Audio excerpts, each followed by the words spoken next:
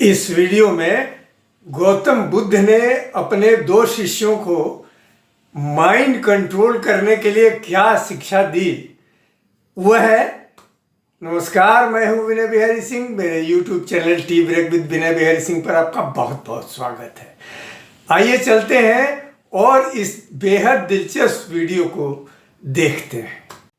एक बार की बात है कि भगवान बुद्ध के दो शिष्य उनसे मिलने जा रहे थे।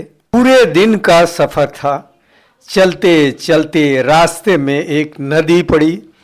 उन्होंने देखा कि एक स्त्री पानी में डूब रही है। बौद्ध भिक्षुओं के लिए स्त्री का स्पर्श वर्जित माना जाता है। ऐसी दशा में क्या करना चाहिए? उन दोनों भिक्षुओं में से एक ने कहा, हमें धर्म की मर्यादा का पालन करना चाहिए। स्त्री डूबती है तो डूबे, हमें क्या। लेकिन दूसरा भिक्षु अत्यंत दयावान था। उसने कहा, हमारे देखते कोई इस तरह मरे यह मैं तो सहन नहीं कर सकता। इतना कहकर वह पानी में कूद पड़ा, डूबती स्त्री को पकड़ लिया और कंधे का सहारा देकर किनारे पर ले आया। दूसरे भिक्षु ने उसकी बड़ी भर्त्सना की, निंदा की। रास्ते भर वह कहता रहा, मैं जाकर गुरुजी से कहूँगा कि आज तुमने मर्यादा का उल्लंघन करके कितना बड़ा पाप किया है। दोनों बुद्ध के सामने पहुँचे तो दूसरे भिक्षु ने एक सांस में सारी बात कह सुनाई। बोला, भंते, मैंने इसको बहुतेरा रोका पर यह माना ही नहीं। इसने बड़ा भयंकर पाप किया है। बुद्ध ने उसकी बात बड़े ध्यान से सुनी।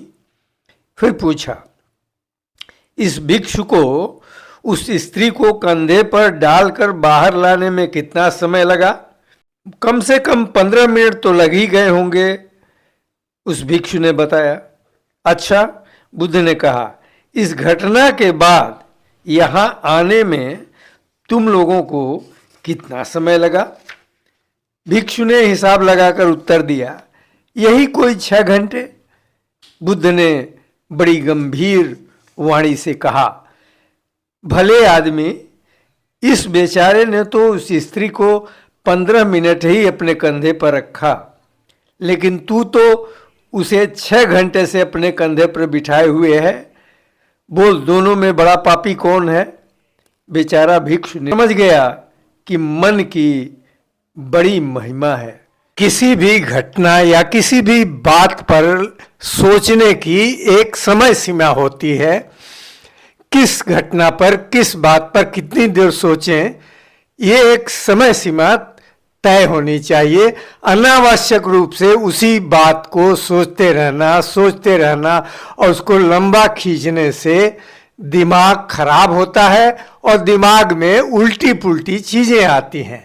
इसी बात को भगवान बुद्ध ने समझाया और बताया। हमारे हिंदू शास्त्रों में भी कहा गया है, मन एव मनुष्याणाम कारणम बंध मोक्षयो।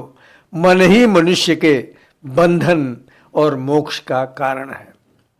नमस्कार।